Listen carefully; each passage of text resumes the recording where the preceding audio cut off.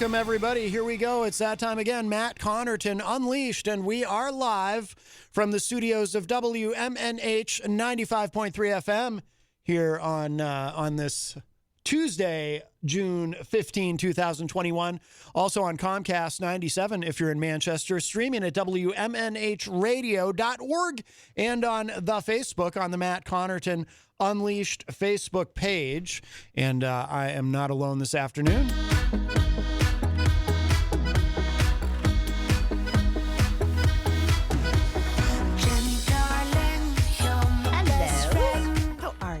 Jenny is here at the news desk. I am here. I am present. Yes, yes. And something followed me from home. Really? Yes. Oh my goodness. I know, right? What could that be? I think you have to look. Oh, all right. Well, flip the camera. Right. Well, no. Hang on. I got music. Uh-oh. If you having girl problems, I feel bad for you, son. I got 99 problems, but a ain't one. I got the rap. There he is. Christian LaCoss, also known as DJ Reckless, is here. Yo, yo, yo. How are you? Living. Well, good. I hope so. At least you didn't say living the dream, because that's what most people say, and it's so cliche. I refuse to know, live that's with the a most cork. corniest thing I've ever heard. I know. People say it, though, and it's like, it's so annoying. Also, too, in just a little bit, in about 30 minutes, he'll be arriving. Mike Sudderth, a.k.a. Grant Lampton, will be joining us today for a new segment called Tweakonomics. So we look forward to that. We're going to try that out today. Grant was on the show recently for an extended, actually, he was here for a full 2 hours one day, and it was quite wonderful. But, he knows a thing or two about economics, which is good. I don't know much about it because I'm not even good at math. We've had that discussion. Yes. Yes, we have had that discussion. So we look forward to that. No brain math. It hurts. That's right. Yesterday we were joined by Kenny from the Hop Knot in the Brady Sullivan at 1000 Elm Street. Don't go there today. Monday and Tuesday is their weekend, but they are open Wednesday through Sunday. And they've got some wonderful things coming up this weekend for Juneteenth, the big scavenger hunt. We went into it in great detail yesterday with Kenny, and that was cool too because Kenny hadn't been here with us in quite some time on the air. His first real first back since COVID. He had one brief, but it was the first real one that we weren't like all, locked down. And yeah. Masking and cleaning and. Looks like it's starting to rain. I hope it washes away some of this pollen. Oh, my God. Seriously, it is too thick today. Oh, my God. My sinuses are in terrible condition. I can't take you out in public. You're going to get us in trouble. People are going to be thinking you're trying to spread stuff. I know. Well, that was a problem I had last year at this time, too, because every year at this time, my sinuses, my allergies just get out of control. And it was like, people are going to think I'm sick.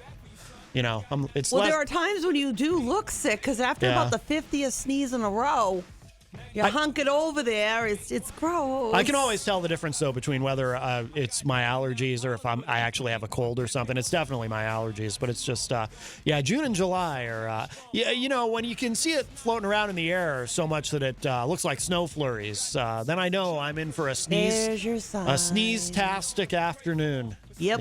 Yes. But, ew. That's right. Don't get it on nothing. No.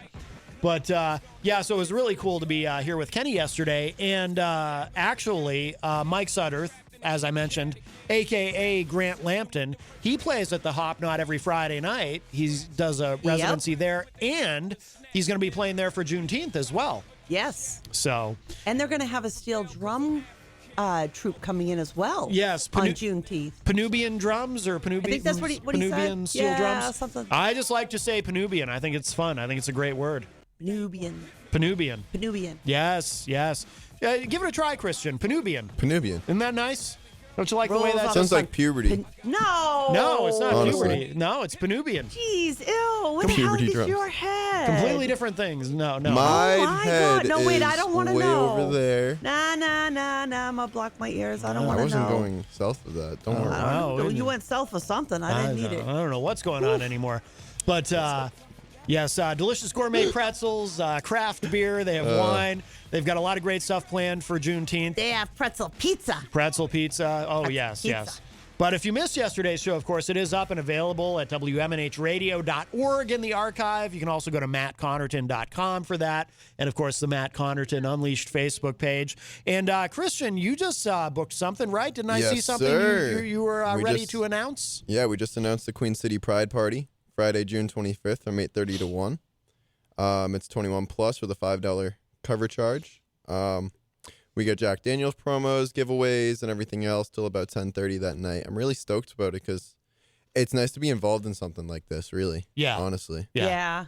It's at Medear's in Pembroke. Very good. Yeah, in Pembroke. They used to be on Hanover Street. Mm-hmm. Don't get that confused. They are now on 141 Main Street in Pembroke, New Hampshire. Yeah, those guys are great. Yeah, I love them. We went and did, I don't know whatever happened to, you and I went and taped an episode of their podcast. I don't know whatever ended up happening to it, though. I don't think it ever went online. I want to go back there for more food. Oh, yeah, the food was great. That was amazing. Yeah. We both got to guest on their like foodie show, and they cooked for us. Yes. And they That's made us sweet. fancy drinks, and it was quite lovely. Oh, yeah. We ran out of time before we ran out of things to say. Right. Oh, yeah. Oh, yeah. Yeah, I want to no, go back there they're now. great Now I'm guys. hungry. Wow. Oh, my hungry goodness. now. Well, you know, you're just going to have to wait. I want to wait. Yeah, just going to have to wait. I don't wanna- Yeah. But Christian's fault. that's right. It's all your fault, Christian. That's what a lot of people have been saying to me lately. What? It's all your fault? Yeah. Yeah. Get used to that. Oh, I've heard that way too much. That it only for the gets past worse. week. It only gets worse as you get older. People just blame things on you. Mm-hmm. Mm-hmm. You Yeah. don't even have to be present. That's it just right. appears. Exactly. I mean, the Lockerbie bombing. People blame Libya. I think it was. I think it was your fault. That's true. I think it was 100% Christian. Yep. I'm just saying. I'm just blaming things on him. He's God. used to it at this point. You're used to it now, right? Mm-hmm. So yeah. So what's the problem? I know. You're encouraging a terrible thing. Stop it. I'm just saying. Evil Maddie. No, I'm just saying. Evil. Just, Shush. Spike with you. Oh, that doesn't sound nice. Whatever that means. My goodness. Wow. Tell you later. No, all right. Let's see. If you would like to enter the discussion, 603-250-6007 is the number to call. 603-250-6007. You can also text us at 617-917-4476. Tweet me at Matt Connarton or send an email to matt@mattconnerton.com. And, of course, you can opine and interact in the Facebook live chat. But the best thing to do is give us a call at 603-250-6007. Let's see. We'll say hello to everybody in the chat room on the Facebook. Wayne Noel is a top fan all the way from Michigan. Says, afternoon, everyone. Whoa. It's my allergies. You want an afternooner? Oh, my That's what goodness. you just said. Well, You no, said, that- yeah, it was a Hey, man. nooner. certainly not between Take 4 over and the 6 controls, p.m. Christian. Oh, my, leaving. no, that's for the other show. That's Hey, for man. Matt Gonna make you Connarton wait for that, Unsheathed. too. Oh, my. Benji Day. Never a wrong time. Benji Day Exactly is in the my point. chat room. Benji says, oh, hey, y'all. Christian spotted. He spotted you. Yes, there. sir. So I'm everywhere and anywhere. I met Benji for the first time on Sunday. I'm really stoked you guys met finally because he has Yeah. talked so much about you to me. Oh, that's cool. Well, you know who else has talked about him to me? Not just you, but Dan Randlett, who is one of our co-hosts on Friday nights on Retro Spectrum Radio with Pauly C. Dan also knows Benji. So I've heard a lot about I felt like I already knew him before I actually met him. But also, too, Benji looks like one of the guys from My Life in the Thrill Kill Cult. And I'm used I thought you were going to say Crisis. My Life Crisis. No, that was the band I was in. But it's funny. Apparently, no one had ever told Benji that before. I even showed him the picture. I said, "Look, see, you look like that guy." But and then I messaged Dan Randlett and I said, "I just met Benji Day," and I told him he looks like the guy from My Life in the Thrill Kill Cult. And Dan says, "Yeah, he looks like a cross between him and Brian Setzer." And I was like, "Oh yeah. Christian, you probably don't know who Brian Setzer is. You're probably too Nope. young. Too young." Yes. But let's talk about Sunday real quick. Well, hang on. I just When want you're to done. finish saying hello to everybody in here. we don't talk about Christian all day, all the time. Oh, my goodness. No. I just want to say something. Well, we'll let not you say about me, something. actually. What? Christian is in the Facebook live chat, as are you, Wiki, Jenny. wiki. Mike Pelopita also joins us. Mike, of course, from another one of our wonderful sponsors here at WMNH, Queen City Cabinetry in the historic Sunbeam Mall. Big supporters of all the shows here at WMNH, and we appreciate that very much. Tom Blanchard is in the chat and says, heavy-duty thunder going on here in Goffstown right now. Mike says, I can see it coming from this side of the river. All right, Kristen, what did you want to say about Sunday? Honestly, no, I forgot. Oh. No, don't you give me. I saw that hairy eyeball. You better watch that hairy eyeball. I'll give you a what? Mm-hmm. No, genuinely, I just forgot. Did you really? Yeah. No, wait. You're playing Sunday. No. No? Wait, yeah. Yeah. Wait, am I? Aren't you? I think so. Aren't you at the 603 Sorry, Sunday? there's just so much going on this week that I don't know what's going Okay, on. Right. Saturday you're at. Saturday, I'm at 603. Sunday, I'm at 603. Friday, I heard Gonzo say something about he wanting to hear me sing again. Oh, yes. He was talking And, about you on the morning show. Yes. Before I play at 603, I'm actually dropping into my friend Chris Fraga's set. He's playing acoustic outside, and I'm going to be doing a set with him. Of the 603? Yeah, at the 603. So I'm literally playing guitar, and then I'm going to DJ, so hey. Very good. Very good. I need a can of silly string. Oh. I know, water. No. Oh. Scott Robinson is in the chat. The Scott says, good afternoon, Connartonites. Good afternoon, Scott. Eric Street says, someone used to say it was my fault, so I had a piece of paper already prepared saying, yes, it is my fault. Joke was on them. Very smart. It's a way to be preemptive and proactive about these things, Eric. I like that. Scott is asking, where have Tony D and the guy from Idaho been? No one cares. They hate us. Well, I don't know. I don't think they hate us. Blocked me and hate me. I just They hate me and blocked me and blocked me. I and just, hate me. people take. They hate on me. Everybody takes everything very personally. And, Seriously, people used to talk to each other. People would have disagreements. Like, I have friends that I have disagreements with, and then we're still friends. Yes, we still of love course. each other. We just got mad, and then we made up. That That doesn't happen anymore. The world's not like that anymore. Right. It really isn't. I don't know if I like this guy Benji though. Why? I love Because Benji. he's talking about force feeding Christian kitties. We don't eat kitties. Well, no. He says, Kristen, I'm going to feed you stray cats. No, I'm going to feed you stray cats. you stray cats. No. Do you get it? It's a Brian Setzer reference. You mean he's not going to try and kill kitty cats and feed them to Christian? No. It's because Dan Randlett said that Benji looks like Brian Setzer from the Stray Cats. Remember Stray Cats? Stray Cat Strut? Never really got into that. Me neither, but anyway. But as long as he's not taking kitties to the table, Right, I'm okay. I wouldn't, I draw the line. I wouldn't think I'll so. call PETA. I wouldn't think so. But yes. Don't eat kitties, Christian. Right, yes. Don't eat kitties. Don't listen to Benji on that one. Is it like Benji as in Benji the dog? No, He was helpful. you met Benji. He's you met him Sunday. He's human. Oh, I remember. Okay, I know that Benji. Yes, he was a nice guy. Yo, very Yeah, nice. no, he was guy. a very nice guy. Very nice. It was quite an interesting day. Yeah, it was. Yeah. DJ Midas at the Central Ale House, and he's there every Sunday from 3 to 8 p.m. And that was fun. Mm-hmm. That was totally fun. That was very nice. Yep, we saw a lot of great people there. It was like a little impromptu studio, gathering. It was much WMNH needed, fan too. gathering. Yeah. It was much needed too. Right? Yeah. Wasn't it cool to get to see everybody face to face for just yeah, the for real. change? And then also that day on Elm Street there was a pinup party too, so I got to meet a ton of people. Oh, that was Johnny Friday at the What's a pinup party? at the It's like a 603. 50s It's like theme, what? 50s themed party. Oh, see, that would be fun. Yeah, and it was really fun. Yeah, I saw pictures of that. Fun. I have a cool hat on the Facebook. head thing that would look good with. Yeah. Benji says, I like animals more than people. Me too. Me too. Mm-hmm. 3. But yes, there you go. There you go.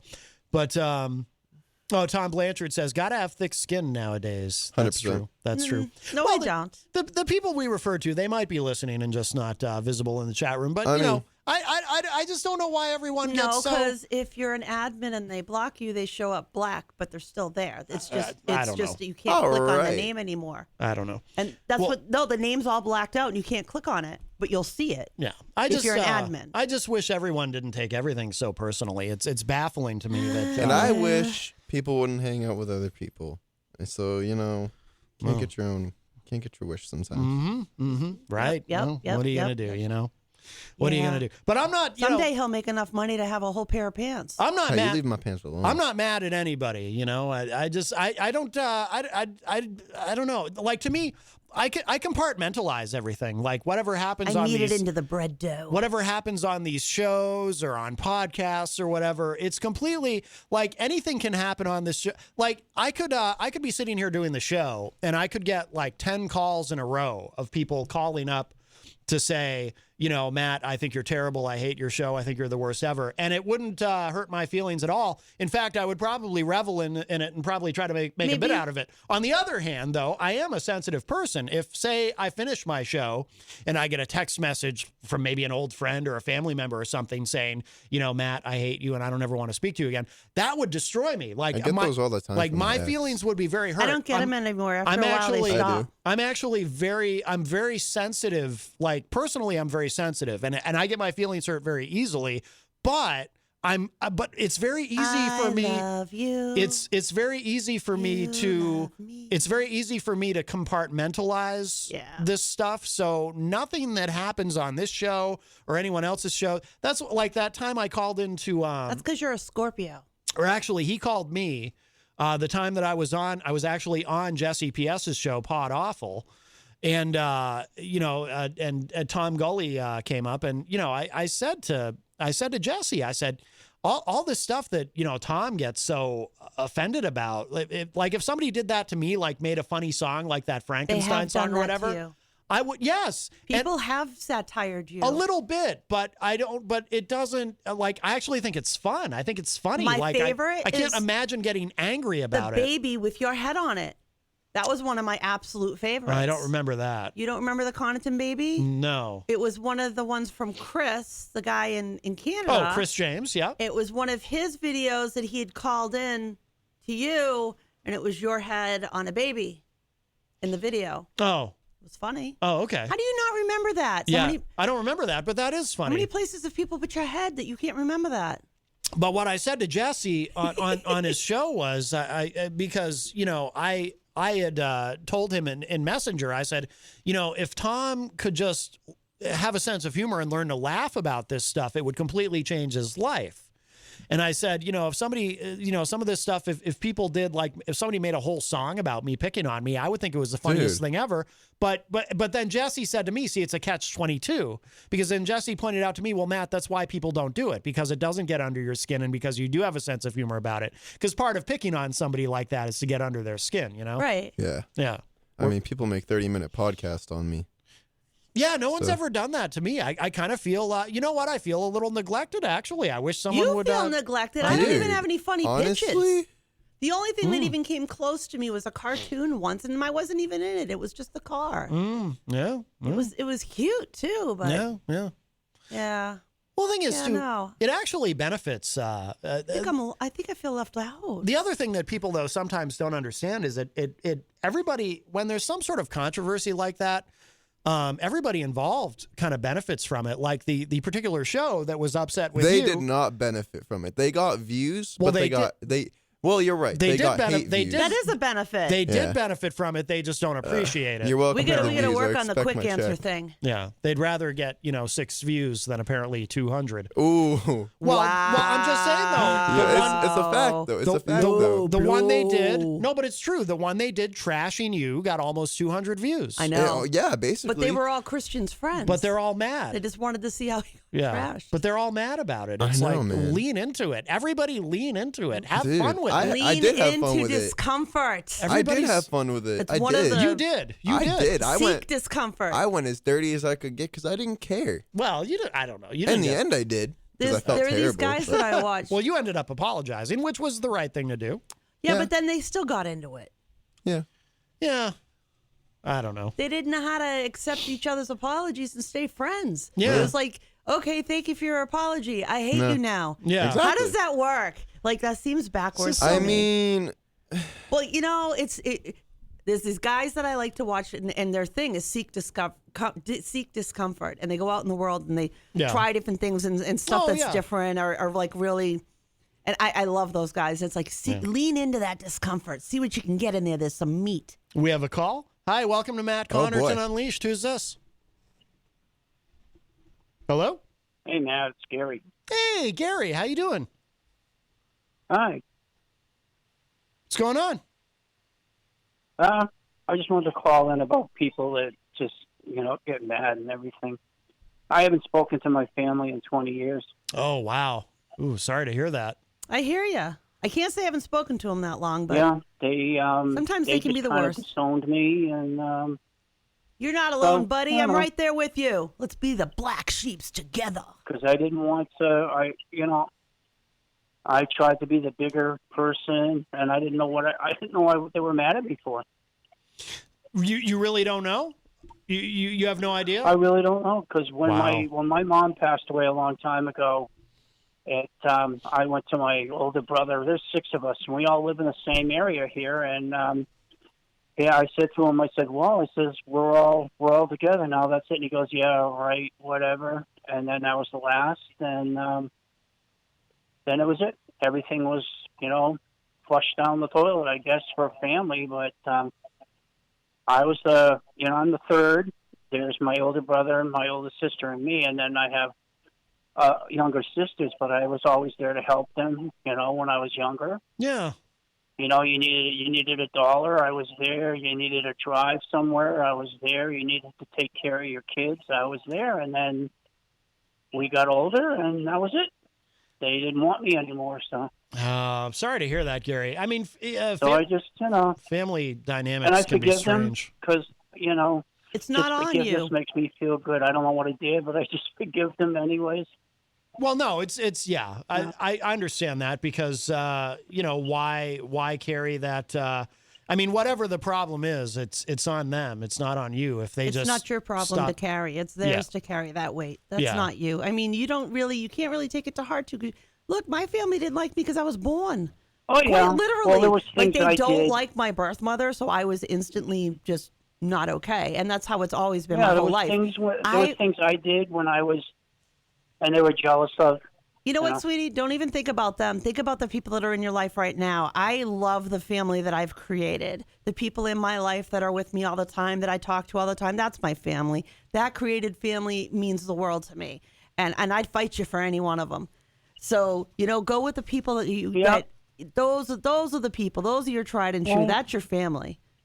My family's the people that take care of me. My psychologist, my person I talk to from mental health, and my coach. There you go. There you go. Yep. We all need a team. And I have a personal trainer. Ooh. Oh, very good. I am it's so cool.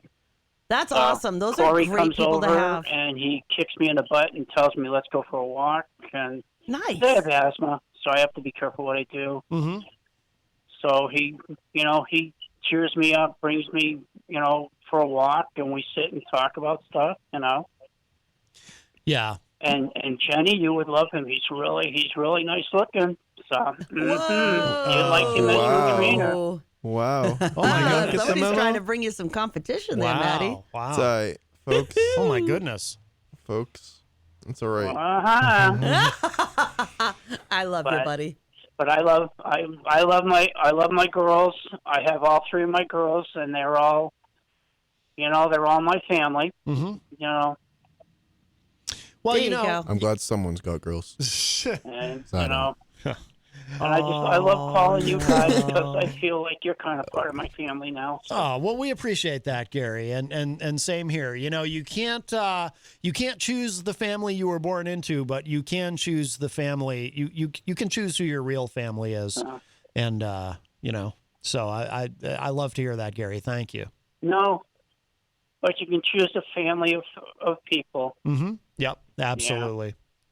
Yeah. Absolutely. Well, all right, But I Gary. think you guys are awesome. Oh, thank you. We appreciate that, Gary. You're awesome too. Thank you so much. Yeah, I just love listening to you guys banter and stuff like that. So. Well, good. Well, all right, Gary. Yeah. Well, thank So, you. one of these days we'll meet. We'll meet one of these days. Absolutely. I would love it. We'll definitely make that happen. We're all vaccinated. All right. So, all right, Gary, thank you so much for the call, my friend.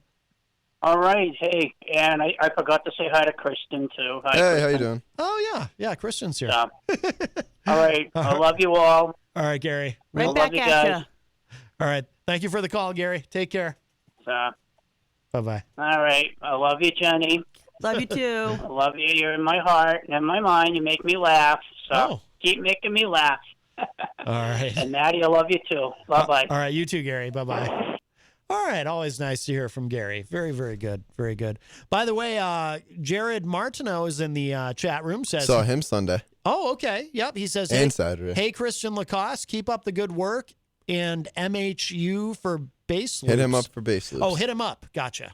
Yeah, and any like musician that has bass loops or anything like that who wants me to feature them in my sets or any music, like send them to me or let me know because I'm looking for tons of music. I've been buying music lately because that's just how this industry works. Mm-hmm. And I'm always looking for new music, whether it's rap, hip hop, anything like that. Yeah. How should people get in touch with you? Just message me. As Christian LaCoss on the Facebook or on Instagram? Yeah. Okay. Want to make sure people Or can an email find address? I don't want to give out my email. Okay. It's for business only. Okay. you. Well, wouldn't that be business? If Actually, yeah, you're right. Yeah, Right? so you're right. I didn't I'm think. missing something here. Me We're too. trying to Dude, help I'm missing a few you. loose screws, man. Oh boy. Man. You're on the radio. There's more than Facebook here. Well, you're not missing them if they're loose, only when they actually fall out. All right, so what's the email? If ChristianLacoste at Let's follow it gmail.com. out. Christian LaCosse at gmail.com. And it's LaCosse without the E. Yes. L-A. Or as EZG likes to say, Christian Lacrosse. You ever notice that? He always puts an R in there. Yeah, and it irritates me to the max because that's been happening since first To the grade. max. Wow, I haven't heard that one in a long To time. the young people say that now. It's to the coming back. max. Do you remember that was when we were kids? Oh, Totally. yeah. Totally to the max. That's right. The Honorable Heidi Hamer joins us in the chat. Afternoon, folks. Hey, it's raining here on the west side. She said she had an arc. Oh, time to take the ark out. Yes. See? I hope not. That's very biblical and Well, no, I very didn't Old go with Testament. that arc. I was thinking the other arc. I was The thinking golden another arc. arc. The golden arc. golden ark. The Ark of the Covenant. Oh, She must be hiding it. that'll make your face melt. I don't want to get anywhere I'm near glad that. I'm glad you guys have good brains. I don't. Oh, wow. Well, You that's think because I have a good brain? That's because your screws are loose, apparently. You had to bring me my medication so I won't sit here and go blind while we're talking. And I have a good brain. Jeepers. Yeah, Christian bailed me out. That's right. That's right. Bailed me out. Well, if you'd like to give us a call, you can. 603-250-6007 is the number, 603-250-6007. You can also text us at 617-917-4476. Tweet me at Matt Connarton or send an email to matt@mattconnerton.com. And, of course, you can interact and opine in the Facebook live chat, but we'd love to hear your dulcet tones at 603-250-6007.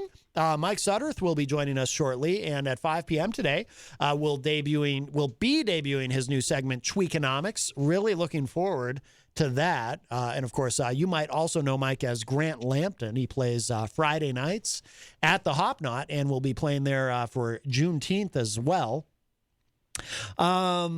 Also, too, tomorrow on the show, I believe John Hopwood is coming in, and he is supposed to be, assuming he is upright. I saw something from him about he's having trouble. He's having trouble with his back or something. But he is supposed to be joining us Friday night for Retro Spectrum Radio with Pauly C. Yes. Friday night from boy, that should be 7:30 to interesting. 10 p.m. The movie songs, but not like the headline movie songs. Movie songs. Yeah, I think it's not necessarily soundtracks specifically, but John Hopwood, he's written a lot about film, so he's going to come in and A lot of people don't realize he was a writer. He still Or is a writer. Yeah, I shouldn't say it that way. Sorry, honey. Yeah, he has a lot of things published on Medium.com, which is a great site. And did he write for IDBM? Yes, until he, I believe, until he wrote something unflattering about Kim Kardashian. Hey, you leave He Kim got the Kardashian alone. Kardashian kick. Yeah, You yeah. leave Kim Kardashian alone. And then She can be my wife. Oh, give me a break. wow, Really? wow. I would never want. Well, no. Hey, she's single. Kanye and her got a No. divorce. She and Kanye are they already divorced or are they getting a divorce? That one got way Actually, too much she's with baggage. Travis Barker. Actually, we'll leave that one alone. Wow. Okay. She's with my idol. No. All right. Well, very good. Travis Barker, huh? Yeah. Okay. I as much as like you hear me play hip hop and rap, Yeah. I love pop punk. Yeah. And the new generation of it right now with these younger kids mixing it I like with how like he says that. Younger kids. Younger kids. Yeah. what? You're 20. Okay. You You're- just got out of the teens. I'm gonna lose my train of thought. Hold on. Okay. But no, I like what they're doing because they're mixing it with rap now, and it just sounds great. Honestly, Yeah. But he's not. Is he doing anything with Blink 182 or? I does don't he know. have He's another... been doing stuff with Machine Gun Kelly because Machine Gun Okay, Kelly went right. punk rock now, and that's what drew eyes back to the pop punk scene. I heard. I heard Machine Gun Kelly. His interview. He was on Howard Stern the other day, and he was a bit hungover, but they got through it. Hey, but man. but he had a rough. I didn't know that much about Machine Gun Kelly, but he had quite a rough child. He's someone whose family basically abandoned him, and he kind of Yeah, and then kinda was, raised like, he made himself. up with his dad or something, and then his dad passed away during COVID last year. He released a song about it on his newest album. And Yeah. it hits hard. It's like, damn. It's like, and I like his punk rock stuff more than I like his rap stuff yeah because there's more. He put more into it. yeah Don't get me wrong. He has a way with words when he's rapping, but still. yeah. And now he has more stuff to work with when he goes on tour too. Yeah. He's got punk rock and he's got his rap stuff. Well, he's one of those guys too. I mean, he's also an actor, and he's got a lot of going He's on. dating Megan Fox too, which is Are they still together? yeah, him and Megan Fox. Oh wait, yeah. they're married, aren't they? Didn't they get married? No. Are you sure? Yeah. Okay. Machine Gun Kelly, I don't know if he'll ever get married. That'll be. I could have sworn he might have been saying it not necessarily seriously. Maybe he did, but I never got the memo. I thought during that interview he referred to her as his wife, but I could be wrong. yeah, Not he that it probably matters, did but- just for the heck of it. Yeah, yeah. Let's see. Let's do this quickly. This is pretty big news. Reuters reporting today. Quote, pure insanity. Justice Department rebuffed Trump bid to overturn election. Former President Donald Trump pressed the Justice Department during his waning weeks in office to join his failed effort to overturn his election defeat based on his false claims of voter fraud, but its leaders refused. With one decrying the, quote, pure insanity of the claims, documents released on Tuesday showed. The records obtained by the House of Representatives Oversight and Reform Committee provided new insight into the actions of the Republican former president in trying to enlist the department to act on his claims. The documents showed a series of overtures made by Trump, then White House Chief of Staff Mark Meadows, and an outside private attorney, Kurt Olson. The department ultimately did not join the effort, and numerous courts rejected lawsuits seeking to overturn election results in various states. Congress also is investigating the deadly January 6th assault on the U.S. Capitol by a mob of Trump supporters trying to stop the formal certification of Joe Biden. We know about all that. Skipping down, committee chairwoman Carolyn Maloney said, quote, these documents show that President Trump tried to corrupt our nation's chief law enforcement agency in a brazen attempt to overturn an election that he lost, unquote. These actions were separate from the revelations that the Trump-era Justice Department secretly sought the phone records of at least two Democratic lawmakers. That was big news at the beginning of the week, or over the weekend, actually. A move that led to Biden's Attorney General Merrick Garland on Monday to vow to strengthen policies aiming to protect the department from political influence. The department, under outgoing Attorney General William Barr, who left his post on December 23rd, and his short-term replacement, Jeffrey Rosen, decided not to act on the false claims of voter fraud. Even William Barr said there's nothing there. Biden took office on January 20th. The emails showed that Meadows asked the Justice Department officials to investigate an unfounded conspiracy theory called Italygate, alleging that U.S. electoral data was changed in Italian facilities with the knowledge of the CIA. Give me a break. They love their conspiracy theories. On January 1, Meadows sent Rosen a link to a YouTube video detailing the theory. Oh, my God. Rosen forwarded the email to then acting Deputy Attorney General Richard Donahue, who replied, quote, pure insanity. So YouTube is the intelligence wave of the future. Well, that is the chosen platform of right-wing conspiracy theorists. theorists. Is how this stupidity goes out there, and people go, "Oh yeah, that was true. Yeah, that was true. They were corrupt.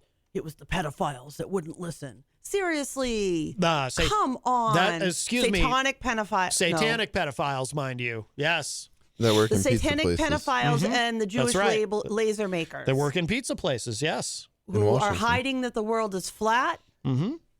and that the Crusaders secretly hid the Ark of the Covenant. What do you mean? In The Heidi's earth backyard. is flat. The earth is flat. There's so much proof. Seriously, Right. This insanity. It's scary. It really does scare me that these No, I'm being people serious. are serious about some of this crap. There's proof that the earth is flat? No, What? I'm Oh, okay. kidding. Oh, okay. Matt's look on his face. I was going to say, I want to see that. He's like, yo, I'm kicking you out. Oh, well. Get out of my house. Black Sabbath does have a great song called Falling Off the Edge of the World. That can't be true because then Hillary Clinton would have been pushing people off the flat Earth, Oh, according to Republicans. That's right. You yes, know that? Yes. Like Epstein. She would have shoved him off the edge of the earth. There you go. Uh-huh. There you go. Um, Somewhere in this universe, there is somebody who lost their idiot. The documents also showed that Trump pressured Rosen when he was Deputy Attorney General to have the department take up election fraud claims. The emails showed Rosen declined to arrange a meeting between Justice Department officials and Trump's personal lawyer, Rudy Giuliani, about his false claims the November election was stolen. Meadows had asked Rosen to help arrange the proposed meeting with Giuliani. Emails showed Rosen wrote to a Justice Department colleague on January 1, quote, I flatly refused, said I would not be giving any special treatment to Giuliani or any of his, quote, witnesses, and reaffirmed yet again that I will not talk to Giuliani about any of this, unquote. Giuliani had played a prominent role in prompting Trump's false election claims. Trump, through an assistant, sent Rosen a December 14 email with documents purporting to show evidence of election fraud in northern Michigan, a debunked allegation that a federal judge had already rejected. 2 weeks later, on December 29, Trump's White House assistant emailed Rosen, who by then was the acting attorney general, and other Justice Department lawyers a draft legal brief that they urged to file at the U.S. Supreme Court. The department never filed the brief. Emails released by the House committee showed that Olson, a Maryland lawyer involved in writing Trump's draft brief, repeatedly tried to meet with Rosen but was unsuccessful. The draft brief backed by Trump argued that changes made by the states of Georgia, Michigan, Wisconsin, Arizona, Nevada, and Pennsylvania to voting procedures amid COVID-19 to expand mail-in voting, was unlawful. Yeah, because forbid anybody vote. They can't walk to the... Come on, people. You really believe this garbage? Similar arguments were made in a lawsuit filed by Ken Paxton, the Republican Attorney General of Texas and a Trump ally. The U.S. Supreme Court rejected that long-shot lawsuit in December. Representatives for Trump did not immediately respond to a request for comment. Every court everywhere has rejected every single lawsuit in every state that they have tried. Doesn't matter if it's a Republican state or a Democrat state. They failed every single time since the election happened. Yeah. How many months has it been now? Well, they have to, the problem is, and this is what I try to remind people is once you're in court, if you say things that you know not to be true, you're committing perjury and therefore you risk prison. So you can hold a press conference in front of Four Seasons landscaping and whatever, and say whatever crazy things you want to say to a captive audience who will just lap it up. That's not illegal. Lying to, say you're part of a cult and you lie to the other people in the cult, knowing that they'll believe everything you say just because they're in the cult with you, that's actually perfectly legal. But if you do that in a court of law, well, then you've got a problem, and then you're risking prison. So once they get into a courtroom, they can't go and repeat that stuff. We have a why call. They lost every single case. That's right. And still losing every single case. case. Hi, welcome to Matt Connarton Unleashed. Who's this? Hi, Matt. It's Pauly C. Pauly C from Retro Spectrum Radio with Pauly C. How are you? I'm doing all right. Hey, listen, I swear to God, I'm not doing any drugs or anything. I just got out of work, actually, and I turned on your fine radio show, and I don't know if it's Facebook or what, but or if you're doing something over there, or if that kid on the couch is, but your voices are speeding up really fast and then slow down really slow. Interesting. Weird. What happens if I talk slower? You see, like that right there, Jenny, even though you're kidding about it, your voice was really slow a few moments ago on Facebook. Facebook's probably just acting And Matt, up. when you were reading an article a few minutes ago, it sounded like you were on speed when you were reading it. It was so fast. One must listen through their radio. Watch on Facebook, but sound quality is much better out of the radio or the website. Oh, I couldn't agree with you more. I 'Cause just that's how don't I understand the listen to technology Retro behind the Spectrum. speeding up like that, the pitch control with Facebook. It's weird. It's something Facebook is doing again. Damn that free service.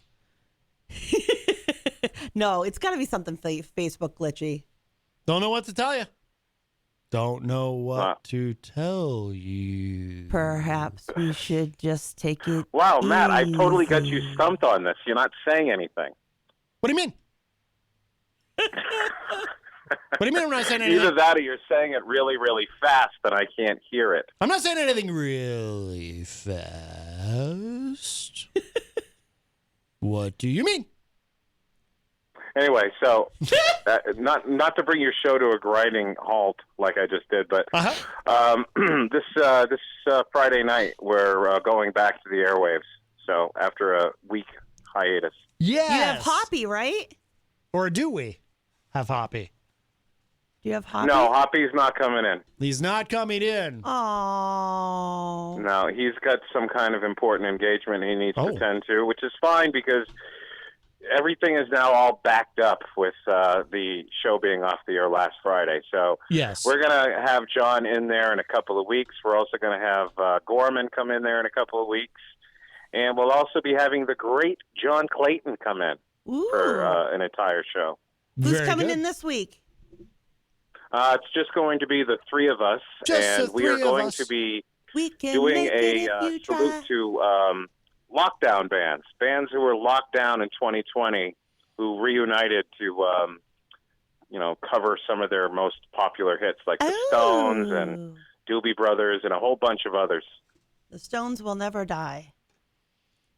No, That's right. Well, no, they will. I mean, No. they're pretty old. No, I don't think it's going to happen. No, they will. No, man, they are the walking. No, they're like vampiric or something. They're not going anywhere. Doesn't matter. They could still go down in some Leonard Skinner plane crash. You just don't know. They probably won't get on a plane with Leonard Skinner. What do you think, Paul? Will they die someday? Well, I'm almost positive after seeing Keith Richards and Mick Jagger See? in this video that they'll die, but I don't know if I think their music will live on, Matt. No. Is that what you meant? No, they're not going to die. They don't die. Well. They don't get Are sick. you kidding me? Keith Nothing. Richards looked like he was ready for the cover of Ready to Die magazine Nope. when I saw him in this video. But he's So- looked like that for years. That's a great. Yeah, I He's know, still but smoking, he's fat drinking, now, eating too. whatever they He's want. got, They ain't going nowhere. he's got lockdown fat on him. That's a great publication. What Ready is? to Die magazine? Yes. Ooh, well, that would match. They should create that. I like that. Yes. Absolutely. Keith Make it Richards so. would be on it Wow. every month. Okay. And we very can't laugh too hard. We're not that far behind. Oh. Oof. Who else would be on there? Okay, so the second month would be Bob Barker, Steve Tyler. Steve Tyler. Okay. Yeah. Come on. Betty White, a special edition with Betty White. Betty White is her own category. Yes, she must be an episode all in her lonesome. She's an amazing woman. I want to be Betty White when I grow up. Well, okay. Well, good. All right, kids. All right, Paul. Well, I look forward to seeing you Friday, my friend, or sooner if you decide to pop in on my program. maybe I will pop in sometime this week to see you, Matt. That would be wonderful. That would be wonderful. Have fun popping along. You're always welcome. All right. Run Thank amok. you, Matt. Retro Spectrum Radio, Friday night at 7:30, right where Matt is sitting. Have a good night. All right, Paul. Thanks for the call. Take care. Come on, All right. The great Pauly C from Retro Spectrum Radio with Pauly C, which you can hear every Friday night from 7:30 to 10 p.m. right here on WMNH. And joining us on the couch, Mike Sudderth, a.k.a. Grant Lampton, is here. How are you? I'm good, sir. How are you? Good. Have the two of you met? Do you and Christian LaCoss know each other? We see each other all the time. Oh, that's right. Okay. All the time. Yeah, we hang out all the time. We make a lot of bread. Wow. Do you like Christian? Are you on Team No, Christian or no, not? not at all. So you're the no. No, don't like we Christian. just hang out. Okay, so he's not on Team Christian. No. Yeah, he's No, he's Don't nice make me enough to separate come you and see me. And I think before we even really talked together, I sent me a message over Facebook like, "Hey, can I take pictures?" Yeah, and then I never got them to you. Oh. Damn. Wow. Thanks for reminding me. Can I take pictures of you? Slacker. Oh. Dude, that was in that weird time where like I was contemplating giving up on the photography thing, I think. And then I just put the camera down and gave up Oh, for okay. a little bit. Shame on you to half do a thing. No, we're You own friends those and we see each pictures. other running around town. And excuse me, I think we saw each other last week just strolling down Elm Yeah. Street, and I was like, "Wasabi." Oh, very good. Very good. That was quite the day.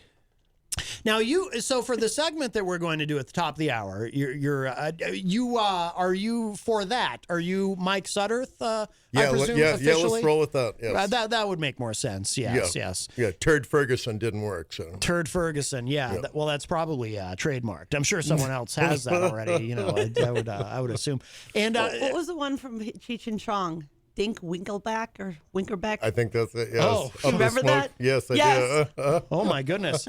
Oh, so by the way, of course you as Grant Lampton, you play Friday nights at the Hop Knot. Yes, I'm a musician, and I'll also be at the 603 this Thursday. Oh, very good. Okay, Yeah, I cool. kind of a good rotation there. Too. Excellent. Are you doing every Thursday there? Or? Yeah, I'm trying to. It's cool. You know, they've gone through transition management and whatnot, so Yeah. every Everything's- time I go there, I say, okay, this Thursday. You know, That's weather exactly permitting. what I do. Yeah, I like to play outside. You have the privilege of playing inside, so. Yeah, Yeah. it doesn't always work out in my favor, honestly. Saturday was a bit of a, it was dead in the water. It was really dead downstairs, so I was kind of disappointed. But hey, things happen. But it You're was gonna have your popping slow days. upstairs. Oh yeah, we had 350 people upstairs. Yeah, so that place is popping pretty much all the time. So it was probably my music I was playing. So Sorry about that, hey dude. man, You live and you learn, you know? hey man, I think it was honestly the kid I had playing with me. Honestly, nobody liked his music, and people were telling me, Stop "Yo, listen, it, Christian. See? Stop that Personal, right now. no, You're better than that. You're seriously. business. If No, that's people- not business. That's a crappy thing to say. no, Yes. not when I have multiple people telling me, Jenny, you've been one of them. All right, not I when may have told you not to trust a particular individual, but no way in shape Not or when form did people I are ever telling tell me you to go on the music air. and the way he's mixing isn't good. Oh, I've got to do what's good for business. If I'm not There's a raking way in of money, gentlemen, there is a way of doing business on air and off air. You're failing on the You on-air have to be perspective. diplomatic. yeah, You not have very to know when diplomatic to or brand speak friendly. and when not to remove any doubts. Oh boy. Leave them all Speaking in of play. diplomatic and brand friendly, my merch is coming out Friday. So, Oh, Very cool. yep, T-shirts, hats. t-shirts, hats, beanies, snapbacks. it's DJ Reckless merch? Yep. Based off the sweatshirt I'm wearing now. Oh, okay. Cool. Very good. Very Looking good. I good, like man. that. Looking real I good. like that logo. Now, I wanted to mention too, you're going to be at because we had Kenny here yesterday from the Hop Knot. You're also going to be playing on Juneteenth. Is that correct? Yeah, Juneteenth, I've offered to donate my services to the Juneteenth cause. And Kenny's a very socially aware guy, and I've kind of learned a lot as a middle-aged white dude from Kenny, and really enlightened me in a lot of cool areas. And when this thing came up, I hopped on it and I said, hey, let me donate my time to you. Oh, that's very cool. Yeah, that's awesome. That's That's awesome. really For what little awesome. that's worth, but, you know, No, here no, I am, that's worth a talking lot. about it. So Yeah, no, I think it's worth a lot. Hey, by the way, do you Jenny and I have talked about this. We forget sometimes how young Kenny is. Yeah, I do. Because the way he speaks, the way he carries himself and whatnot. Yeah. And, So and has mature. been yeah. Like I forget that he's, what is he, like 27 or something? 27, 28. Yeah, Yeah, that's what I heard. Yeah. And again, it's so foreign to me as a 50-plus-year-old man. Like I'm like, all right, well, I lived with my parents then, so. Yeah, he was just Kenny was one of those people that, like, when I met him, I knew he was like one of those people you keep around because he's a great person all Yes, around, Absolutely. and he's real with you. Oh, and he's totally. funny. Totally, yeah. Well, that's why I always say, about the Hop Knot, great food, great service, and a great family that owns Yeah, and the family's operates it. great. Trudy's great. Mom's great. And the folks they have surrounding them, Jesse and the folks who work there are really, at least with me and my experience, are like so flexible. And I can tell with the entire community because when I don't play there and I just walk in to have a beer or something to eat, it's normally a heck of a lot more busier than when I'm playing. Yeah. Not to self-disparage, but Right. Stop. Okay, so we're in the same boat here. No. By the way, are you doing outside now on Fridays when you play there, or are you still inside? Or at the Hop Knot? Yeah. No, I go at his discretion. I did play out 2 weeks ago. I was outside because it was nice out. Yeah. And then That must be the nice. last Friday that I played there, it was hotter than Hades, and I played inside. So Yeah. it was beastly hot, so everybody was inside. So Yeah. Friday was a weird day. It was like hot, and then it cooled down. in the evening, yeah. Yeah. Oh, I'm sure that heat will be coming back soon. Well, hopefully we have good weather for this weekend with That's what I'm Juneteenth. hoping. Yeah. I'm hoping that the rain clears up and moves on out so the events this weekend can go forward. 'Cause there's a lot of great events going on everywhere this weekend. Yeah. Well, we're approaching the top of the hour, so let's take a break. We're gonna. I've got a blast. Oh, you got to go. Yeah, I've got to get some stuff done tonight. All right. Well, Christian, thank you so much for coming in. Thank you for And, bailing me out, too. DJ Reckless, yell. Thank you. Before- I would love to stay, but I'll listen. But I just got so much to do tonight. Yeah. Well, so before you go, let's remind everybody of what you've got coming up. I've got 6:03 Saturday and 6:03 Sunday, 6:03 Bar and Grill, and then Pride Party June 25th at Madeir's Eatery in Pembroke. And Okay. yeah, other than that, merch coming out Friday. Be on the lookout for that on my social medias. And yeah, that's it. Awesome. All right, Christian, also known as DJ Reckless. Thank you so much for coming in. All right, thank you. All right, so Christian's going to leave.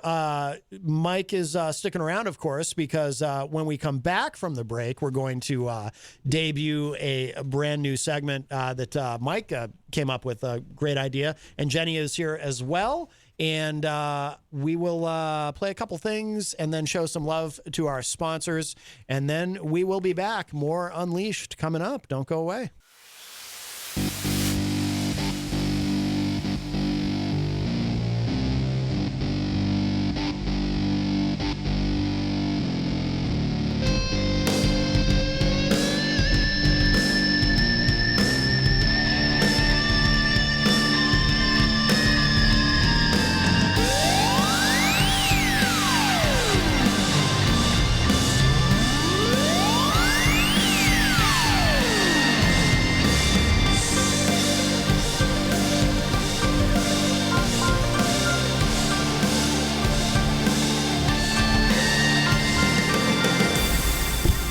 Welcome back, everybody. We are into hour number 2, numero dos of Matt Connarton Unleashed, and we are live from the studios of WMNH. Jenny is here at the news desk. Hello. Mike Sudderth is here as well, and Hello. And we have a call. We'll grab this quickly.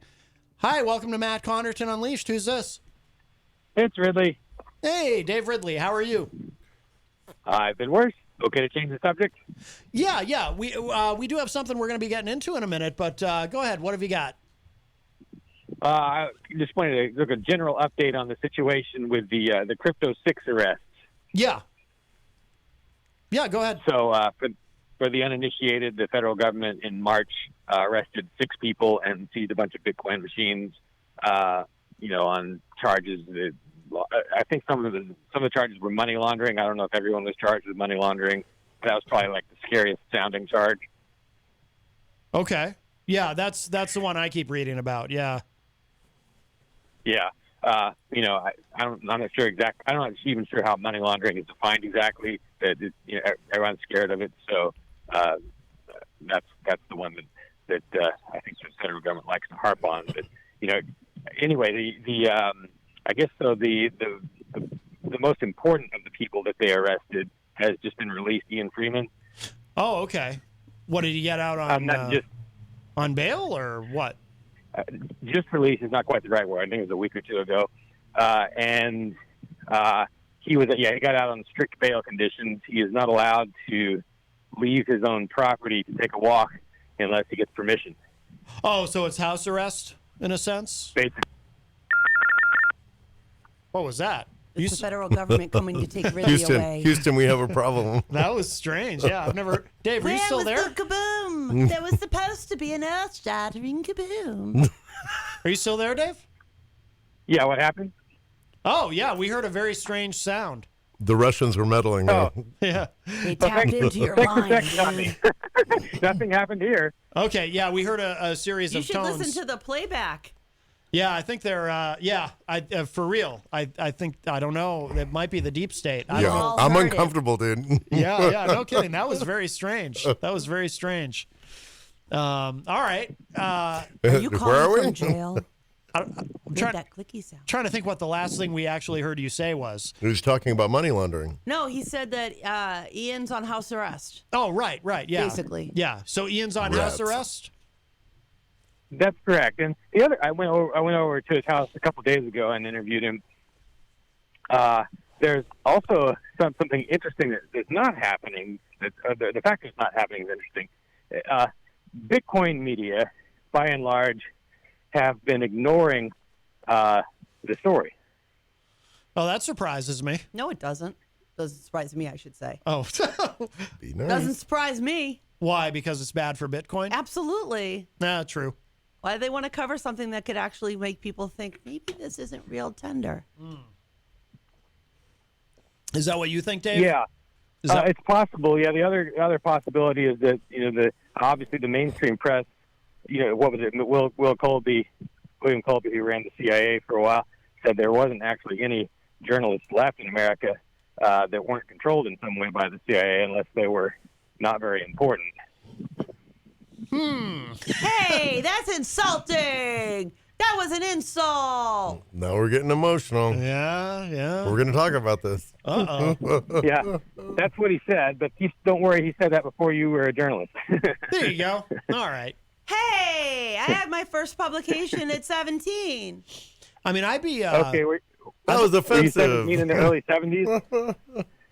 I'd let the CIA control me if they're going to pay me. I mean, How much are we talking here? I've been very open Money about... talks, what? I've been very open for that. I'm very much for sale. Yeah, I'll rent them out. Yeah. Well, sure. Well, I wear an Apple Well, Watch. anyway, I am don't know- controlled I by don't the know about CIA. What'd you say, Dave?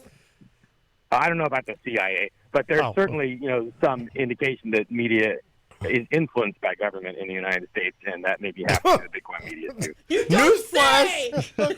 You don't Newsflash! say! Oh my God, the revelation! I'm blind! He figured it out, dude. Well, yes. I don't think... now, you don't know Dave Ridley, do you, Mike? No, sir, I you've don't. never- And I'm He not. does now. I'm not teasing, sir. I'm not. I just. You speak the truth, Yes. or what my opinion of the truth is.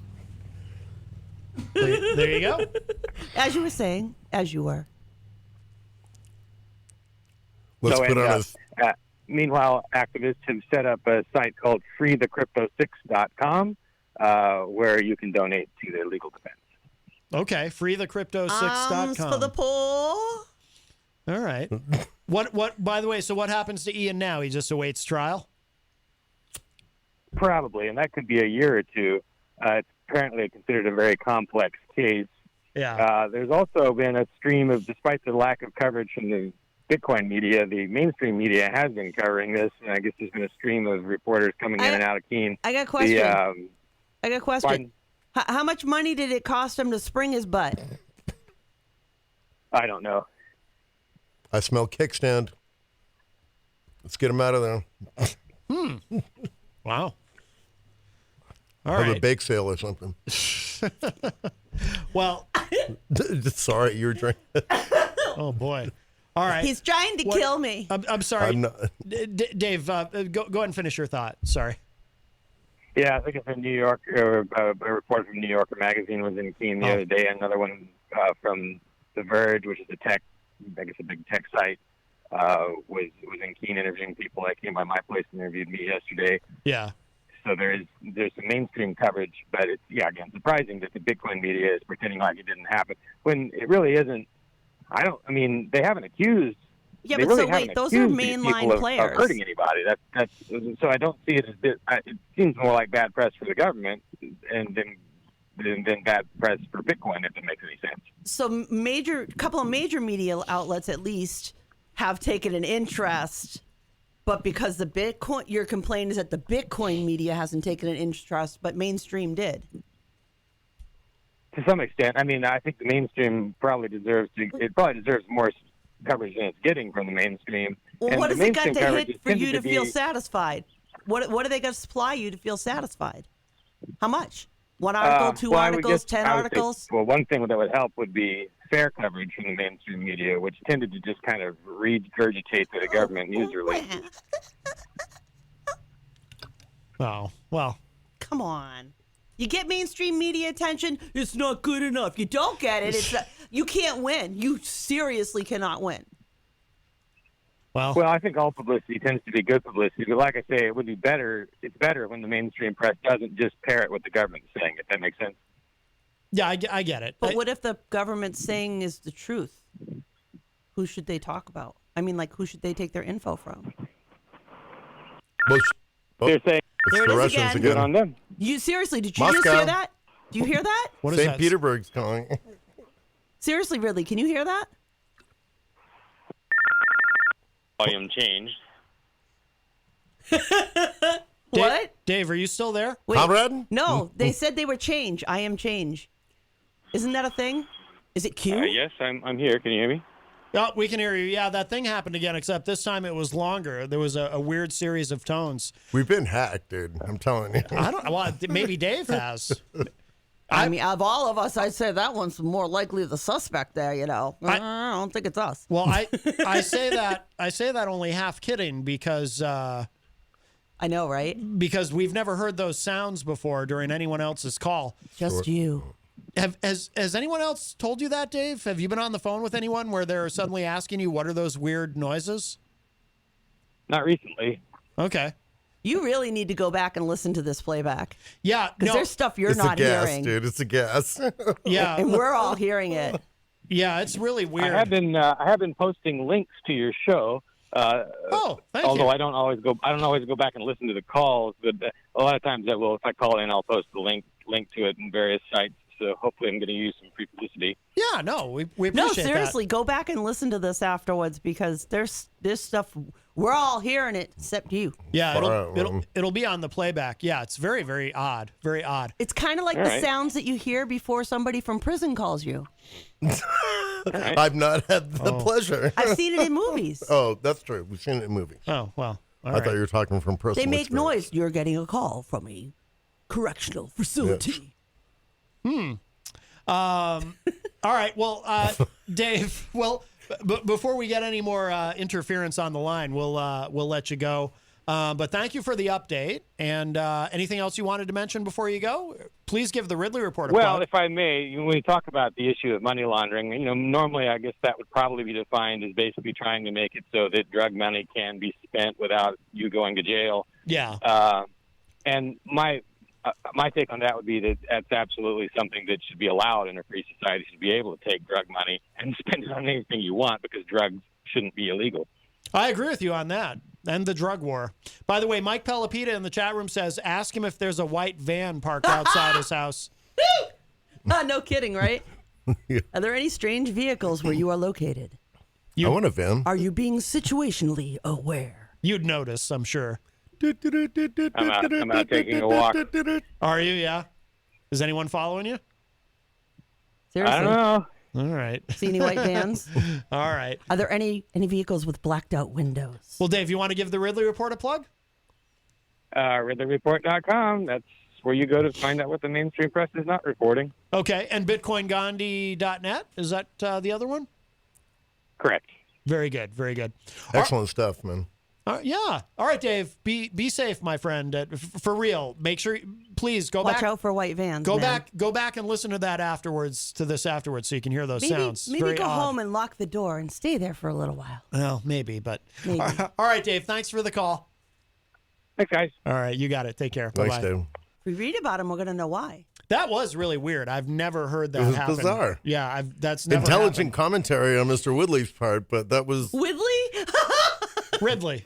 what's his name? Ridley with an R. Ridley. All right, I don't know. I have headphones on. I can't hear him. Mr. Wiggly. That sounds so wrong. That could be our nickname. For Dave him. Rivley. Okay, no, I've not had the pleasure. Do you I know this isn't the crux of what you want to discuss, and we'll get to that, but I am curious though, based on Dave's call. Do you have any thoughts on cryptocurrency, or is that something you've looked into at all? Or? I do, absolutely. I mean, I'm not going to give it a personal opinion about it, but yeah, it's a real thing, and I think it's hysterical that some sports figures are asking to be paid in cryptocurrency now as part of their contracts. It's like it's here to stay, man. Yeah. But it's, to me, in my economic education that we'll get into, is like penny stocks. It's people shoot to the stars and then crash, and Yeah. it's no more. Sure, it might be lucrative, but if you bought Apple, it might have been lucrative. If you bought John Deere 50 years ago, it might have been lucrative. Yeah. It's not. Just because it's an intangible, all stocks are intangible, it's a piece of paper. Yeah, that's a good way of putting it. Yeah. Well, personally, I'm kind of like I don't know what the point is of it really, and other than to hide money from the government. That if is you're, the Oh, point. in that That's the direction. point.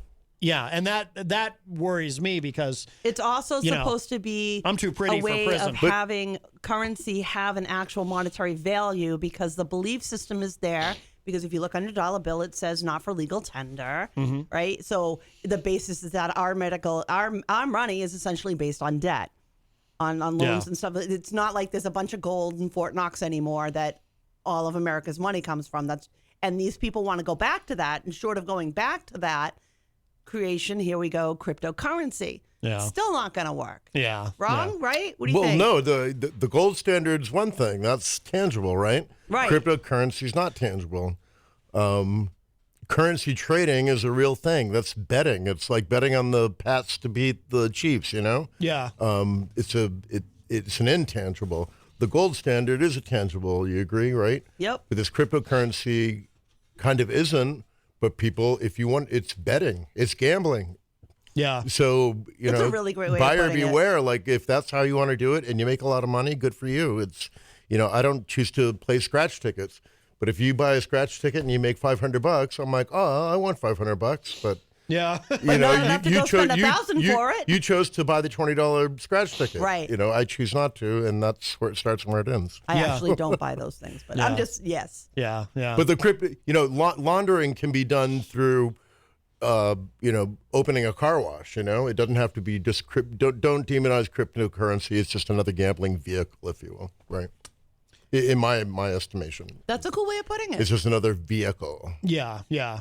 And you're not. And that dovetails well with the car wash. Ah, Yeah, see what you yeah, did there. or a massage parlor in Oh. Jupiter, Florida. Oh, yeah. Sorry, Mr. Kraft. Bad man. Speaking of Bad keeping your doors man. locked tonight. Bad man, bad New Englander. Stop.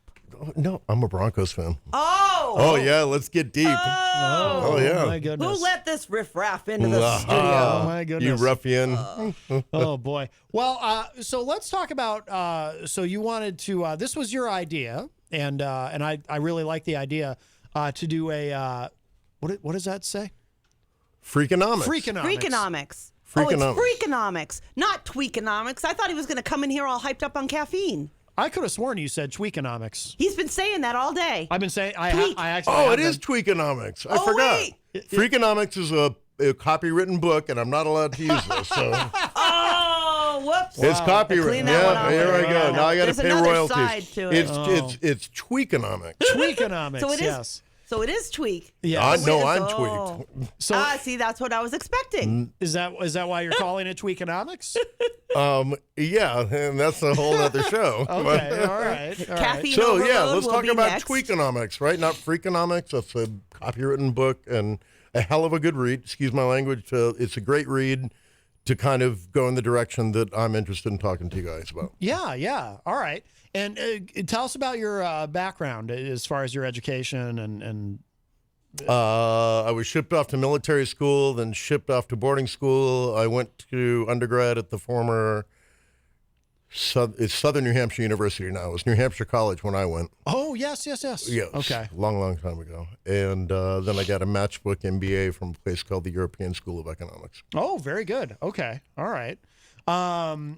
So this will be very interesting. It was funny. I think it was during the break, you were saying that you're not good at math, which Nope. which hit me funny because I'm not good at math myself, but I guess I associate people who know a lot about economics as being good with math. Me too. So this is kind of one of the cool things that I'd like to talk about. So when I got out of undergrad, I was an accounting clerk and a payroll clerk, and I got into accounting. And that snowballs, and you buy a car and get a mortgage or whatever, and that's how I paid my bills. You can do accounting without being good at math? You can. Okay. Well, most accountants don't use a calculator when they do your well, tax. Yep. I mean, they use a calculator when Because they the do your tax WC return. Field says just bamboozle them with your, lie your way through the process. Right. Which is what I did until a certain point, and at about 35 years of age, I said, I have to do something different because I'm lying to myself and others. But it was a good living, and I got a good education about financial and economic stuff, and I'm still fascinated by it, but I can't balance my own checkbook. So. Wow. But I can balance 5 international bank accounts that go overnight. Somehow I was able to do that, but I'm late on my MasterCard bill every 30 days. Sure. Well, okay. Yeah. That's not as unusual as you might think. I mean, I've seen stories before. Like people have like conundrum, utilities. I think they call it. Yes. So, all right. So we're gonna do this every week, every Tuesday at 5. I'd appreciate that. Yeah. No. This will be great. So, what was it that you wanted to talk about today? So, as kind of as you and I talked, like I wanted to improvise this one. I'd like to come in with the syllabus and do the news desk thing and say, and I'm not going to bore anybody to death with the Dow Jones Industrial is up, blah blah blah blah. Who cares about that? It's the ideas behind economics, right? So, one of the things that when I was looking into this idea was there's rational economics, which have to do with statistics, right? Unemployment is at X percent. Mm-hmm. And we can all draw ideas from that. But emotional economics, right, is the thing that's next to it that they don't teach you in college. When you go to, Brandeis or whatever to learn economics, they don't, talk about feelings. Maybe they do now. When I was a kid and went through school, they talked about statistics, algebra, and economics and the supply and demand curve and all that. Yeah. But what got interesting to me was emotional economics, and that you're unable to really quantify, there's a difference, emotional decisions, right? It's why you buy a BMW, you buy a Prius, and I buy a bicycle are different. They're economic decisions that are made, but you really can't put them on a graph, right? Mm-hmm. So you end up saying, well, maybe she bought a BMW because whatever, you like the color, or you knew somebody who had one, and those are emotional decisions. Yeah. But those have complete economic factors, man. Yeah. And I'm interested in tickling that and trying to dive into that, and because we're all guilty of it. Guilt isn't the right word, but we all do this. Of course, yeah. Why I have solar at my house, but you use natural gas, or you use diesel oil, if those are even decisions. But you're actually hitting really home for me. Is one of my recent discussions I've had actually with my therapist is realizing that I had a unhealthy relationship with money because I would nickel and dime myself on everything and save things like if somebody else needs it, but I wouldn't get myself the quality item. And it really took my and these health were emotional decisions, right? That's what I mean. As it turned out, probably rather than financial decisions, like I'd rather buy the Hannaford brand rather than the Hood brand. Exactly. So that's really hitting home for me. What you're saying about Well, making it's cool. those emotional decisions. And I have no answers, ladies and gentlemen. I'm interested in talking about it. You know? Yeah. I'm interested in because again, it's hard to quantify emotional economics, and it's pretty fascinating stuff. Well, it's like, I have a $300 car payment, and I find out this is real deal here. The car payment was a lot of money, and what was wrong with me is either I try and stay alive or don't, but that was going to take a lot of money. So I sold the car, and instead of having that monthly car payment, I have a way more expensive medical payment, but I get to stay alive. I get my health better. So there are times in life when I've said, oh, geez, that prescription is going to be $100 on top of the other one, and you don't spend it because, I might need that money for the dog, or I might need that money for my kid, or I might need that money for whatever. And then that emotional decision deprives me of what I really need to have a good and healthy life. Right. But I would nickel and dime everything big time. But you're at some level, and one of the cool things I hope to open up here is what you're talking about is actually quantifiable, decisions that you have to make, like monetarily decisions. Those are statistical, right? Yep. Like you've got a $300 car payment. We can quantify that. Yep. For example. But you end up, blaming that on why did I make that decision, or why do I have that access? Increase in money economically gives you better choices, right? So if you make $500,000 a year, you could choose to get rid of the medical bill and get rid of your car payment. That's a fact, Yeah. And then the emotional stuff bleeds into that. And Yeah. it's fascinating to me. And Guilt. I hope maybe Guilt we'll is a solve some of terrible these emotion. problems. Maybe we'll make that car payment. I guess too. So anything, a lot of the decisions that we make with disposable income in terms of entertainment, those would all be emotional decisions. Like, if you decide to sign up for Netflix or whatever it is, or going out to a bar or something, these are all emotional decisions that, and if you go out to a bar, you don't necessarily even know how much you're going to be spending. So that becomes, until Monday morning, you wake up and look at the bank account, right? Right, and then it becomes a particularly emotional decision on Monday morning for your partner, for your partner especially. Right. For a little one, you'd be like, I have this much money to spend at the grocery store, and I go to the grocery store to spend that money on food, but I pick up a giant bag of chips and a 6-pound of ice cream, and I'm all this comfort food because my emotions are hitting me through the store. And I get to the end, and did I really do a good job shopping with my money? Or did I emotionally buy half the store? Right. And don't shop when you're hungry, ladies and gentlemen. Seriously, that is true. I've heard that. That one's definitely true. There's basic economic theory for you. Is this, now, would this relate to, John Hopwood has talked on the show about hedonics. Odonics. Is it odonics? I've not heard of it.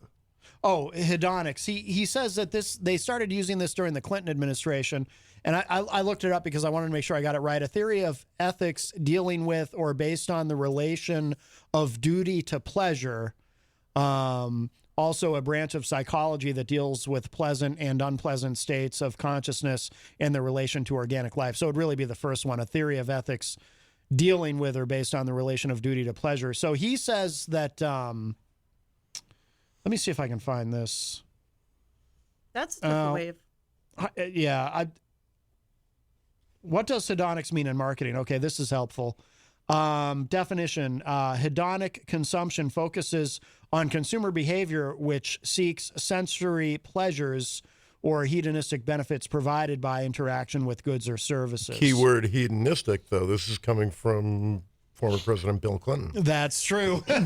Sorry to bring that up. I'm just saying you cited the source. And yes. You said hedonistic, and just the light bulb went off. Yeah. Well, John, and maybe if he's listening, he'll call in. He can really explain it correctly, but I can't do it justice. But he's talked on the show about how during the Clinton administration, they kind of changed the economic calculus of a lot of things by assigning things by using hedonics to assign things a value that hadn't previously been assigned a value as though they were tangible things. Sure. Really based on. Would it make sense to like say some of like green technology? Let's say, am I right? Like during the Clinton years, like if you buy a Prius, maybe you're more socially responsible. Are we talking about the same kind of thing? I think so. Yeah. Yeah. Or if you put solar panels on your house, it's a emotional decision again. Yeah. But driven perhaps by an economic decision. If you get a solar panel on your house, it cuts your electrical bill, and that's a fact. Yeah. But the emotional decision is, again, in the abstract. But it could be something as simple as the aesthetics. You're concerned about the way it'll look on your house, and you're more concerned with that emotion than you are with, gee, I'll save money. Yeah. I'd be like, maybe, is that what you mean? Or is that That's what I'm asking. That's not what I mean. That's what I'm asking here. Like I so said. Perhaps the gentleman will call in and educate us. Yeah, he knows much more about that. I remember him talking about that. But yeah, it seems like that would make sense. It would be too during the Clinton administration that we would see that because people were becoming more environmentally conscious. So like the example of the solar panels. Indeed. So I mean, how large of a role? I mean, does that ultimately, in terms of making these economic decisions from an emotional standpoint? I mean, is that kind of the way, other than paying like the electric bill, or things that are that you just need, that you absolutely need? I mean, is that from the standpoint from which most economic decisions are made? Then, do you think? Well, decisions are made. I'm not sure of that. That's a personal thing. Yeah. So at least for that little narrow thing is about understanding. Let's talk about, and again, I told you I don't want to be controversial in any way, shape, or form, but talk about like. Well, you're on the right show for it. Let's talk about like the Keystone Pipeline, right? Yeah. And how that brings gasoline, I believe, from Canada or North America down to where it needs to be refined or something of that. Again, I don't want to get technical, our numbers about it. Does that help statistically with consumption in America and lower gas prices and stuff like that? And that can be a fact if it does or doesn't, right? Right. I'm not saying it does or doesn't, but it's an emotional response on both sides of like, well, let's say it should or should not happen, but there's an economic thing that, does it provide jobs? Yes or no? And does it reduce gas prices? Yes or no? And if those are yeses, the periphery of if it's a disagreement, I think is an emotional decision rather than a fiscal decision. If I, let's say, in the green direction, put a solar panel on my house and it cuts my electrical bill in half, that's a good economic decision. And if it has some emotional impact, aesthetic, or my buddy said, hey, man, you're doing the right green, 2021 thing and cutting your carbon footprint. Yeah. To me, that's emotional. But there's also the school of thought that this whole carbon footprint thing is also a factual thing. So. Right. I think that, I think in the case of Keystone, I think that regardless of how anyone feels about it emotionally, I think it certainly creates jobs and lowers the or maybe it lowers the cost of gas, but it certainly increases the supply of it. So I think those would be facts, but then it becomes an emotional decision when you're concerned about the effect it has on the environment. But that's more than emotion. That's also very tangible. I can tangibly see if that water gets polluted. True. I know that this pipeline is going near this water source, and one accident. So then the emotion comes in. Right. One accident, and there goes our water supply. Other people are going, no, it's perfectly safe. It's fine. Because this is real. That's exactly what's going on there. Think about your Seabrook power plant. And for years, the Clamshell Alliance protested it because they said as you said, if it pollutes the water supply or they have a meltdown and women, children, and men on the seacoast become obliterated because it melts down. But that's an if, right? Right. But the fact is, it provides a cheaper source of electricity at the moment. And that's a fact, right? If we had to have a wind farm or something else in New Hampshire, right now, at least on the seacoast, you have, I believe, is it still active? the Seacoast nuclear power plant? Oh yeah, Seabrook. So Seabrook is still open. That provides something for us, but that wasn't, at least when I was in college growing up and talking to girls and trying to win favors with women, it wasn't always a positive subject. That they were like, no, we're going to go chain ourselves to the fence today because we don't believe, because if it melts down, we're in big trouble. Right. Meanwhile, we can't get people to put up windmills for wind farming because that's a great resource because of the aesthetics. They don't want it in their backyard. Yeah. In a lot of cases. When I went overseas, I couldn't believe how many of those I saw and how much energy they're producing. Where did you go? Netherlands. I've been to Holland. I've been Holland. I went through Holland, but the thing about it was everywhere I went, whether it was out in a little village or anywhere else, they had the big giant, the wind things, the turbines. Yeah, the big, turn on to make energy. Yeah, the 3-wing turbines. That Trump thinks kills birds. and gives you cancer. Yes, which is really, come on now, people. The Netherlands. This is where the old windmill things come from that you see. This is where they're home, their bread and butter, and their environment is way cleaner. The wind, the soil, the plants that they produce, the water that they have. It's just incredibly cleaner. But they smoke pot and legalize prostitution. I'm being funny, but it's a fact. And we drop bombs on people's heads and kill children. So hey, I think their ideas are better. But I think I don't mean any disrespect by that. Not at all. Of course. It's total sarcasm. But the thing is that here in the States, everything's getting judged on emotion. It is just exactly what you're saying. It's the emotion of I don't want it in my backyard, or I think it's too big in this and too big of that. Because, that's not a better way to produce energy than, burning wood in Concord.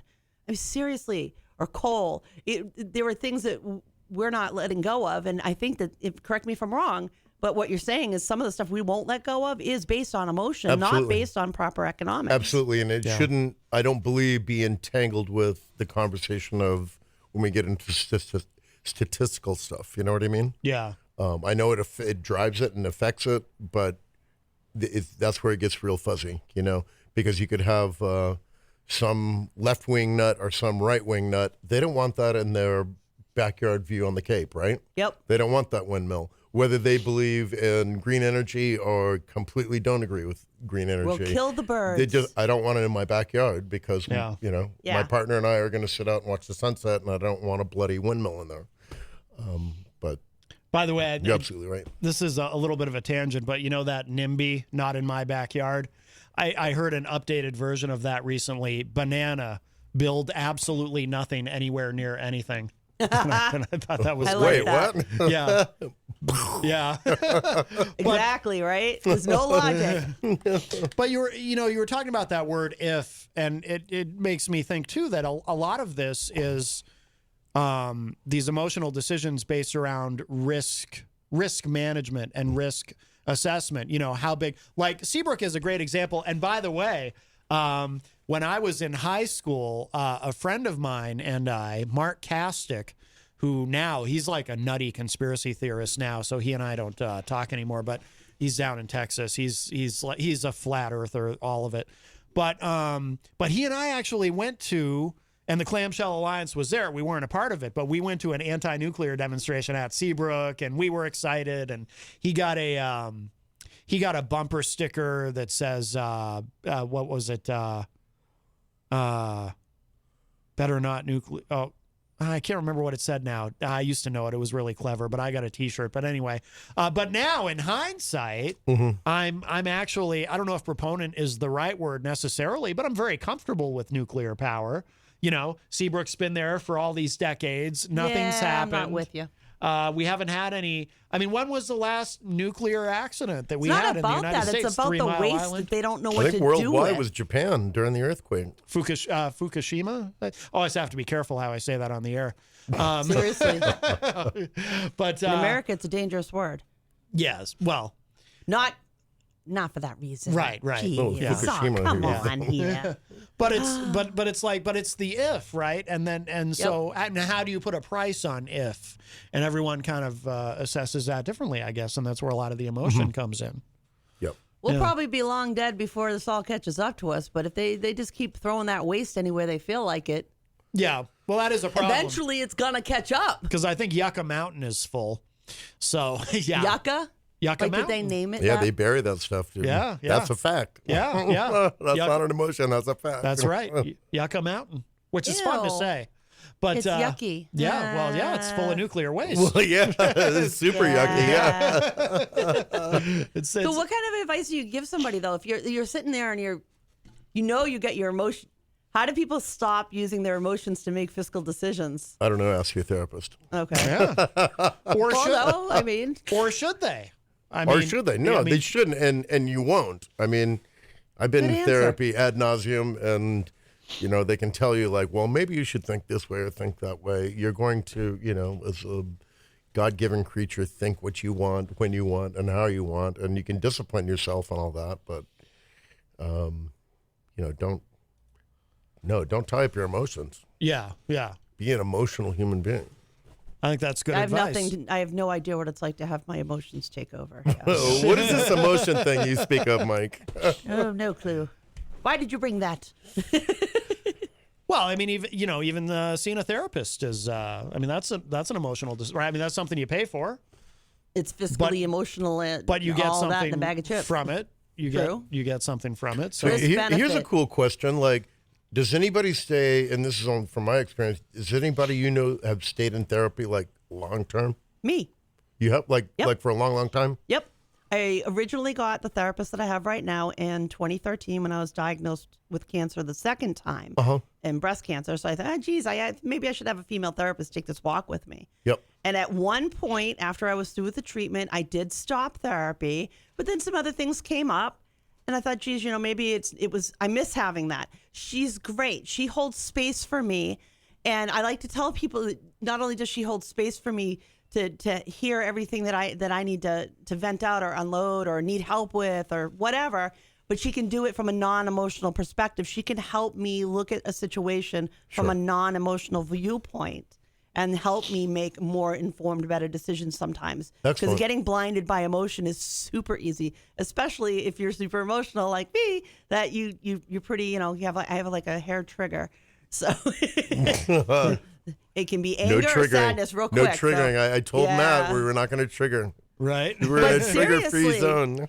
Having a therapist is just having somebody else who can hold space for you, and they're not going to get upset. Sure. Anybody in your life is a part of your life. They're emotionally connected, and you can upset them. You can hurt them. You can give them reasons to worry or concern. All the different things that you don't need to dump it on the family when you can have a professional. My therapist has a therapist. All therapists have therapists. I think we should all have one who can help us do risk benefit analysis on things in our lives. That's cool. Who else can hold a place for you there that doesn't have a hand in the pocket? Like, she's not going to get anything out of my decision. She stands nothing to gain or lose. So it's an objective point of view. Exactly. Right, right. Without that emotion, I come Sure. to the table and maybe I've had an upsetting situation and maybe I'm upset and I'm crying. She can help me slow that down. No, it's cool. You've been able to establish trust. I've always, when I've dabbled in therapy, it's like, all right, let's dance around here, and I'm not going to tell you the truth that I'm here to tell you the truth about. Yeah. It took a And long then- time for that, though. But I've never gone to that point where it took a long time and like, okay, now you deeply understand me and I deeply understand you. Just in my experience, and I guess what few examples come to my brain are, I don't know nobody who's been with a therapist since 2013. Yeah. Like to their want and benefit. So it's cool that you've used the system, which is not the right word, but you've used that vehicle to to your benefit. That's cool. I'm using the medical system to treat all of me, physically, mentally, every way that my body needs in order for me to stay on this planet, I'm utilizing.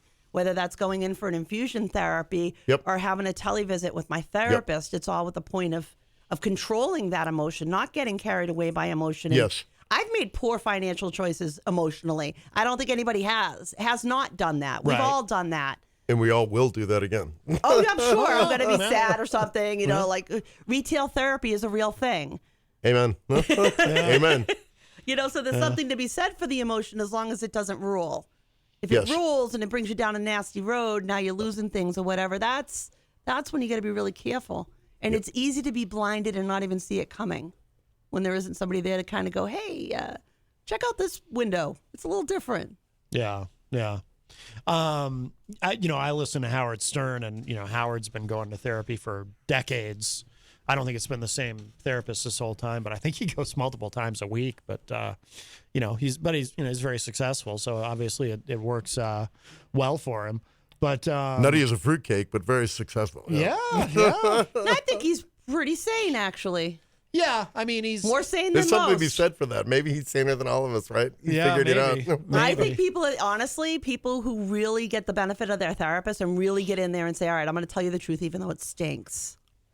And it's hard, and I need you to hold this space for me so I can give you this garbage that I did or I said. Sure. It changes everything. I think he's even better as a broadcaster, even when he starts talking about that stuff. Oh, yeah. Because the passion he exhibits is amazing. He's very open about it. He makes me feel sane. Like, oh, yeah, me too. I go to a therapist, too. Yeah.